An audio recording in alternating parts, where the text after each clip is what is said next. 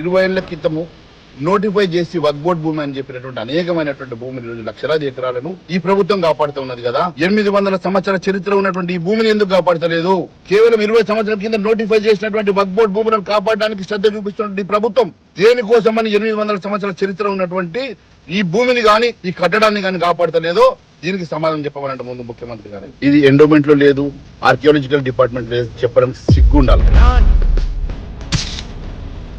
ఇంత పురాతనమైన గుడి ఆర్కియాలజికల్ డిపార్ట్మెంట్ లో ఎందుకు లేదో దీనికి సమాధానం మీరు చెప్పాలి. ప్రభుత్వంలో మీరున్నారు, లేకుంటే ఇమీడియట్ గా ఆర్కియాలజికల్ డిపార్ట్మెంట్ హ్యాండ్ ఓవర్ చేయాలి. అంతేగాని ఆర్కియాలజికల్ డిపార్ట్మెంట్ లేదని చెప్పేసి 800 సంవత్సరాల చరిత్ర ఉన్నటువంటి గుడిని కాలరాయడం కూల్ చేయడం అనేది ఎక్కడ ఉన్నదా? ఆ అధికారం మీకు ఉన్నదా? ఏ రకంగా ఈ రోజు అంత చరిత్ర ఉన్నటువంటి గుడిని నీలమట్టం చేశారు? దీనికి సమాధానం చెప్పాలి కదా. నేను ఈ రోజు అడుగుతా ఉన్నాను ముఖ్యమంత్రి గారు, మీరు కేవలం అపీజ్మెంట్ పాలిటిక్స్ చేస్తా ఉన్నారు తప్ప మరి ఒక ధర్మానికి, ఒక వర్గానికి చెందినటువంటి, ఒక మతానికి చెందినటువంటి సెంటిమెంట్స్ మీద మీరు దాడి చేస్తారు.